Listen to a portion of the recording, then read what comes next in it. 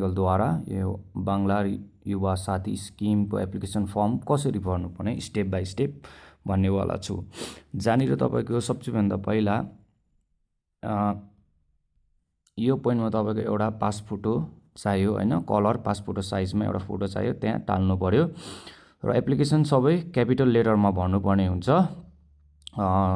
जग्गाहरू खाली स्पेसहरू सानो सानो छ। जहाँनिर फर्स्टमा छ यो द्वारे सरकार रेजिस्ट्रेसन नम्बर, जो छैन भने नभर्दा पनि हुन्छ, ब्ल्याङ्क स्पेस राखिदिनुहोस्।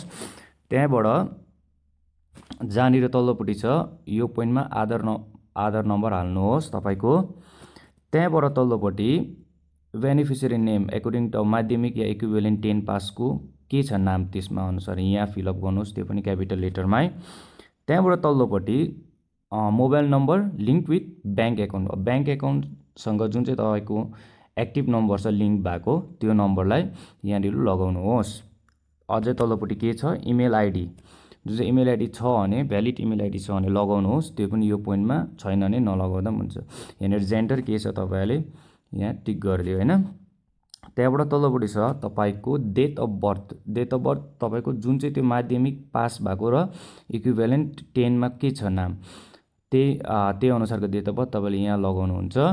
र एउटा इम्पोर्टेन्ट हेर्ने एज अन 1 तारिक 4 महिना 2026 अप्रिलसम्मको चाहिँ तपाईँको एज चाहिँ कति पुगेको छ यहाँ त्यो पोइन्टमा।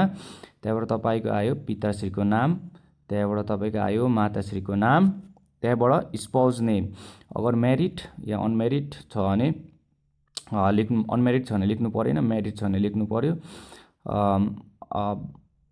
हस्बेन्ड छ भने हस्बेन्डको नाम, वाइफ छ भने वाइफको नाम यो पोइन्टमा लेखिदिनु पर्यो। सो क्याटेगोरी के छ तपाईँको, एससी छ कि एसटी छ कि ओबिसी के छ, त्योलाई गरेर यो सर्टिफिकेट नम्बर के छ त्यसको, एससीको कति छ, एसटीको के छ या ओबिसीको के छ, त्यो यहाँ फिलअप गर्नु पर्यो। र यहाँ मेरिटल स्ट्याटस के छ, अनम्यारिड, विडोवर, म्यारिड के छ, त्यो यहाँ क्लिक गर्नु पर्यो।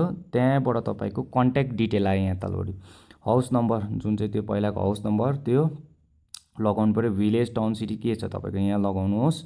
Post office near by post office के छ, र जिपी ग्राम पञ्चायत तपाईँको कहाँनिर छ, र ब्लक कुन चाहिँ पर्छ तपाईँको, जस्तै यहाँको पर्यो अलगढा पेदुङ ब्लक पर्यो होइन। यहाँ पुलिस स्टेसन कुन चाहिँ छ यहाँनिर लगाउनु पर्यो। डिस्ट्रिक्ट त्यही हुन्छ जुन चाहिँ हाम्रो कालिम्पोङ, र पिनकोड छ तपाईँको त्यो लगाउनु पर्यो। र यो स्टेट यहाँ आफसे आएको छ।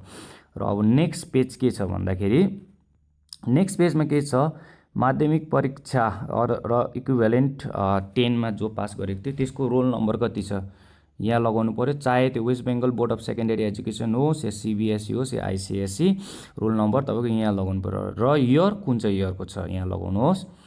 र एजुकेसन हाइएस्ट क्वालिफिकेसन के छ त्यो गर्नुभएको छ यहाँ भर्दा भयो। प्रेजेन्ट अकुपेसन यहाँ तपाईँले लेख्नुपर्छ अनइम्प्लोइड लेख्नु पर्यो होइन, अनइम्प्लोइड लेख्नु पर्यो। अगर इम्प्लोइड लेख्नु भयो भने तपाईँले यो स्किम भर्नु पर्दैन। र ब्याङ्क नेम के छ, जस्तो एसबिआई छ भने एसबिआई, एचडिएफसी छ भने एचडिएफसी त्यो लगाउनु पर्यो। ब्रान्च जुन चाहिँ ब्रान्च कहाँनिर पर्यो, र ब्याङ्क एकाउन्ट नम्बर लगाउनुहोस् तपाईँको त्यो।